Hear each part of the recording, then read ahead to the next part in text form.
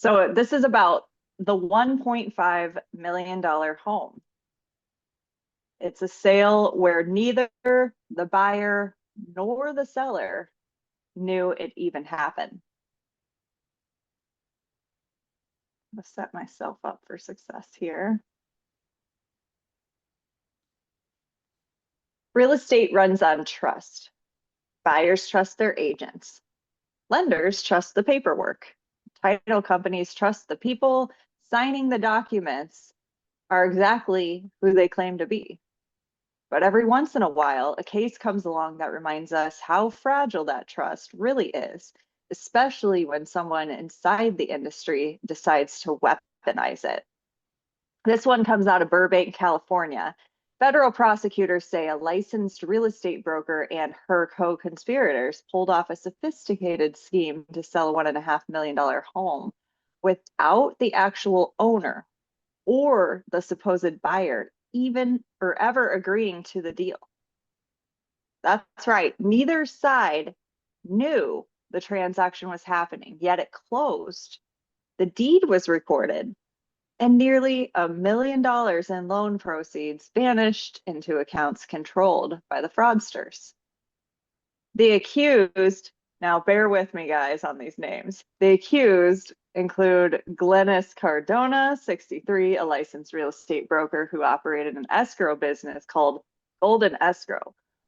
Along with her, Ivan Reyes, 50, of Van Nuys, Arshak, not even gonna go there with the last name, also known as John. Okay, so still the last name. It's Arshak or John, all right? But the last name is Akopyan. I'm not gonna try it. 46 years old of Northridge, and Basil Ticredi, 54, of Marina Del Rey, who remains at large. 3 of them were arrested in February of this year, 2026, on federal charges. According to the criminal complaint, the scheme stretched from late 2023 into early 2024. These individuals allegedly used stolen identities of the real homeowner and fabricated buyer, forged signatures, fake purchase agreements, falsified loan applications, and phony notarized documents to make the whole thing look legitimate on paper. Cardona, through her escrow company, reportedly ran title checks and controlled the escrow process while claiming to represent both the seller and the buyer, neither of whom had authorized anything. Reyes and John allegedly act as mortgage brokers, submitting the fraudulent loan applications that secured roughly $975,000 from an unwitting lender. Ticredi is accused of using the stolen identities to impersonate both parties, including potentially showing up or arranging for someone to pose during the showing. The transaction closed on January 3rd, 2024. From the outside, it looked clean, but the loan money didn't go to any legitimate seller. Instead, Cardona allegedly directed the funds to various third-party entities, allowing the group to collect the proceeds. Investigators later tracked suspicious wires, including one where a suspect received $60,000, followed by quick spending on retail and even a car dealership. So the real victims were 2 people who had absolutely no idea this was going on. The actual homeowner eventually discovered his property had been sold out from under him and, of course, reported it to police. The supposed buyer was equally as shocked. Suddenly on the hook for nearly $1 million in mortgage debt they never applied for or even knew about. In one move, the fraudsters stripped a man of his title and saddled an innocent person with massive debt. Lenders and the title company got hit too, as they funded and insured a transaction entirely built on lies. How did it come to light?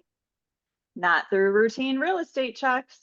The FBI agents stumbled onto it during a separate mortgage fraud investigation.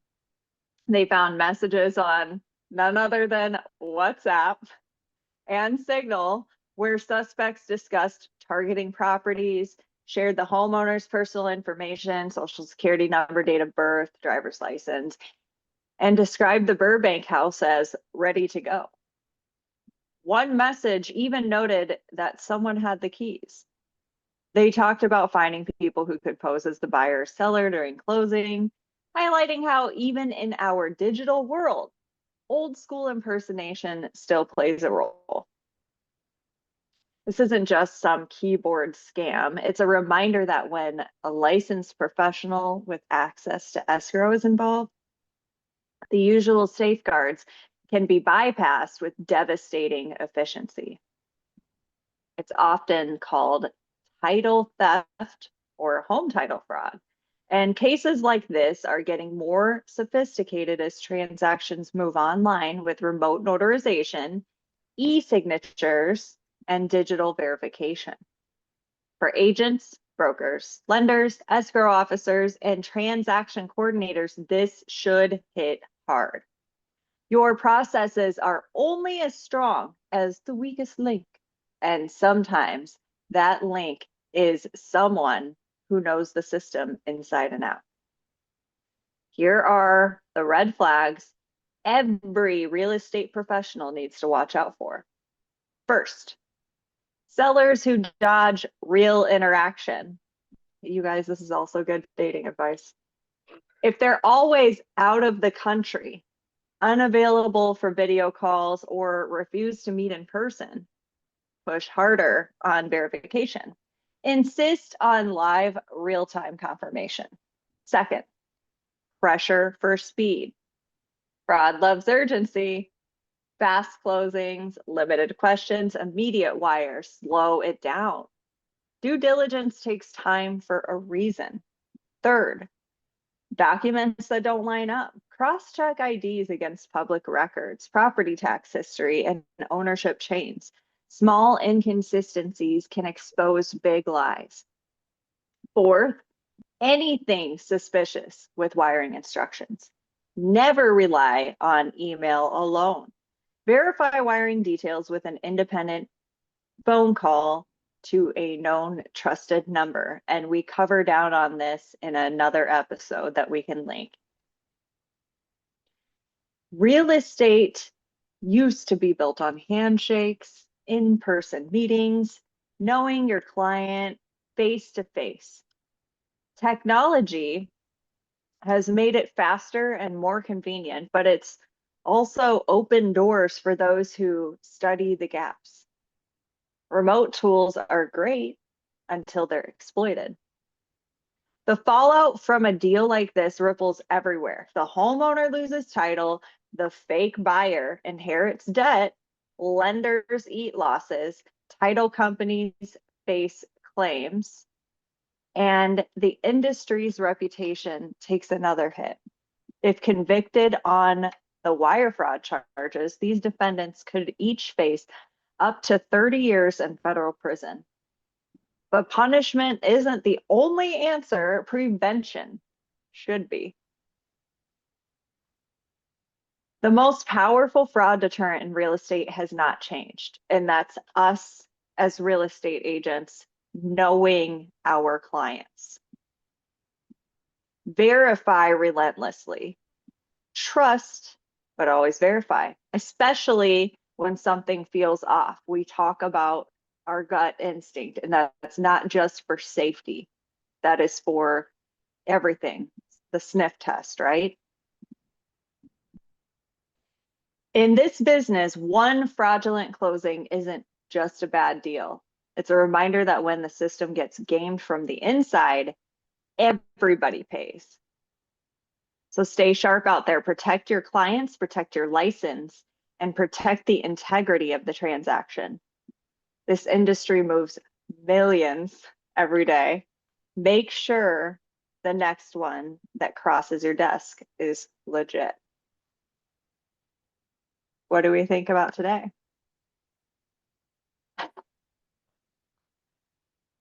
I can't believe that. Well, first of all, it's like the title company owner was just like her big play because it was only $1 million. I mean, was she doing this on other properties or what was the deal with that? Anybody know? Like Brian, did you happen to find anything else out? No, I didn't see anything about that, but like I'm also wondering, this seems like the easiest way to do it. Like if one side is fraudulent, it seems way easier for like the other side to be like, this doesn't feel right. But when they're both in on it, it seems way easier to be like, let's just fake this whole thing. We'll get the money and we'll run, and then like, just not get caught is the big part. But it's like if you get this like 4 or 5 times, you can be set. If you're using fake identities, there's all these ways to like, nobody would catch the things because it's fraud from the start because you're all in on it. Yeah, and I completely agree with that. And with respect to the part about the buyer being saddled with debt, I do think that that's temporary. I think that the buyer files a claim of fraud. Um, I don't think that they could be stuck with that debt. I think they have to prove that their identity was stolen, though, which is a bitch to do. Um, I think it's easier for the seller maybe to get out of it than, to like, hey, obviously this wasn't a legit sale. Like I still own my home and everything.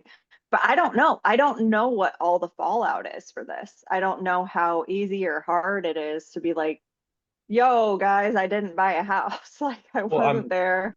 I'm hoping that because like the feds arrested a whole bunch of them, it's like, well, clearly this wasn't me. Like they arrested these people for it.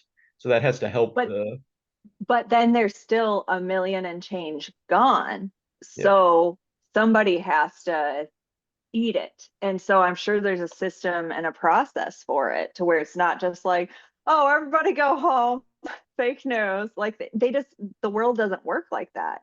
We talk about identity theft cases all the time, or these Ponzi schemes, and these people are ruined for life. Yeah. Like their money's gone.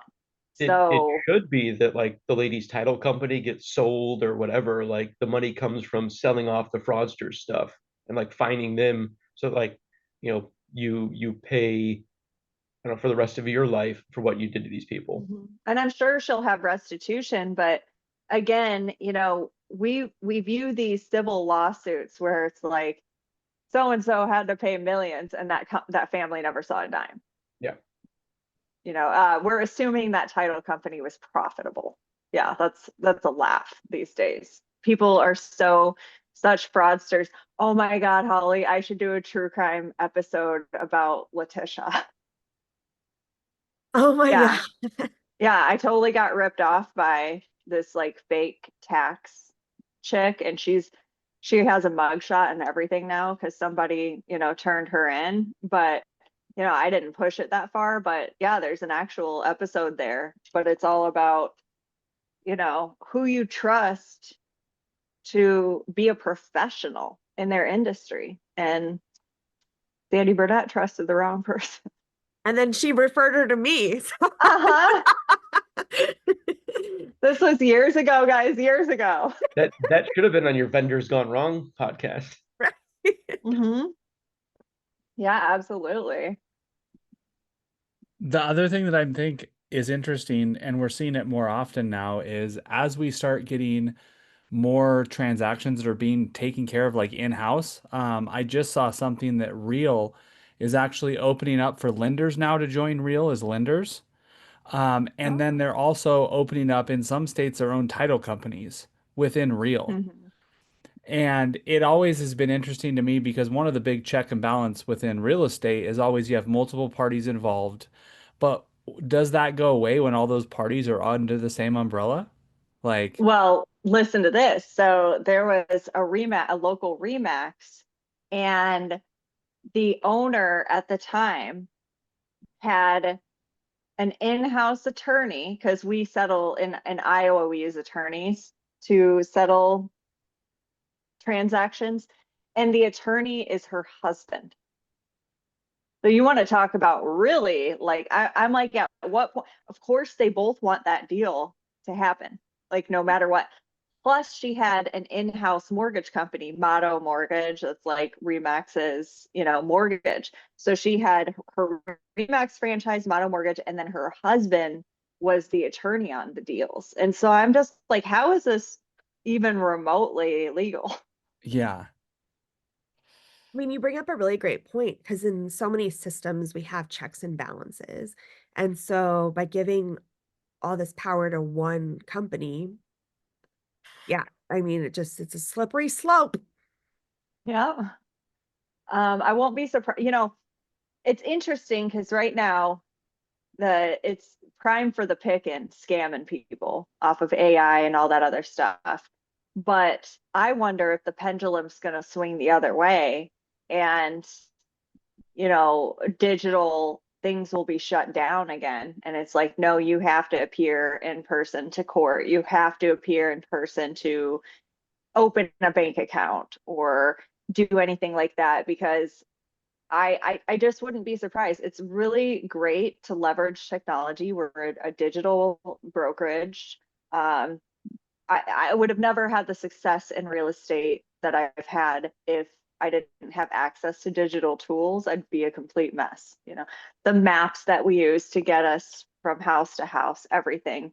But there comes a time where it's like, at what point was Pandora's box open so much that the cybersecurity can't like cram it all back in? All right, Holly, close us out.